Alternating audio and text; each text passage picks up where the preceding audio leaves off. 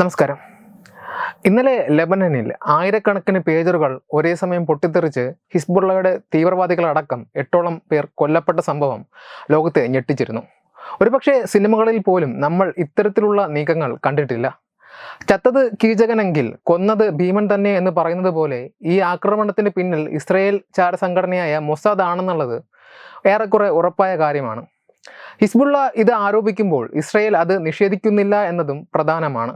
ഇപ്പോൾ പുറത്തു വരുന്ന വാർത്ത ലെബനനിൽ പേജർ സ്ഫോടനങ്ങളിൽ കൊല്ലപ്പെട്ടവരുടെ ശവസംസ്കാര ചടങ്ങുകൾക്കിടെ വീണ്ടും സ്ഫോടനങ്ങൾ നടന്നു എന്നതാണ്. ബെയ്റൂത്തിൽ വാക്കി ടോക്കികൾ അടക്കം പൊട്ടിത്തെറിച്ചിട്ടുണ്ട്. സ്ഫോടന വിവരം ഹിസ്ബുള്ള സ്ഥിരീകരിക്കുകയും ചെയ്തു. അടുത്തത് എന്താണ് പൊട്ടിത്തെറിക്കുക എന്ന ഭയത്തിലാണ് ഹിസ്ബുള്ള തീവ്രവാദികൾ. മൊബൈൽ ഫോണുകൾ ഉപയോഗിച്ചാൽ ശത്രുവിന് ലൊക്കേഷൻ കണ്ടെത്തി ആക്രമിക്കാൻ എളുപ്പമാണ് എന്നത് കരുതിയാണ് പഴയകാല പേജർ യന്ത്രങ്ങൾ ഹിസ്ബുള്ള ഇപ്പോഴും ഉപയോഗിക്കുന്നത്. ഇസ്രായേൽ ട്രാക്ക് ചെയ്യുമെന്ന് പറഞ്ഞ് സെൽഫോണുകൾ ഉപയോഗിക്കരുതെന്ന് സംഘാംഗങ്ങൾക്ക് ഹിസ്ബുള്ള തലവൻ ഹസൻ നസ്രള്ള മുന്നറിയിപ്പ് നൽകിയിരുന്നു. അതാണ് പേജർ ഉപയോഗം വ്യാപകമാകാനുള്ള കാരണം. ഇത് മനസ്സിലാക്കിയാണ് പേജറുകൾ തന്നെ പൊട്ടിത്തെറിപ്പിച്ചുള്ള സ്ഫോടന പരമ്പര മൊസാദ് ആസൂത്രണം ചെയ്തത് എന്നാണ് വിവരം.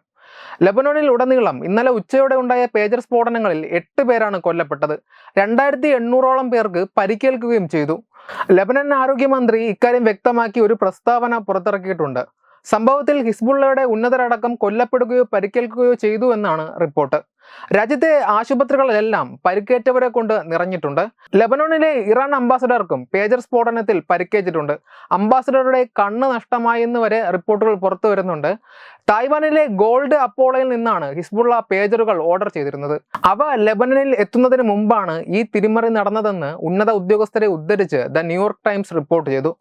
തായ്വാനിൽ നിന്നുള്ള പേജറുകൾ ലെബനനിൽ എത്തുന്നതിന് മുൻപ് ഇസ്രായേൽ തടഞ്ഞിരിക്കാമെന്നും ഓരോ പേജറിലെയും ബാറ്ററിക്ക് സമീപം 3 ഗ്രാം വീതം സ്ഫോടക വസ്തുക്കൾ നിറച്ചിരിക്കാമെന്നും ദ ന്യൂയോർക്ക് ടൈംസ് റിപ്പോർട്ട് ചെയ്തിട്ടുണ്ട്.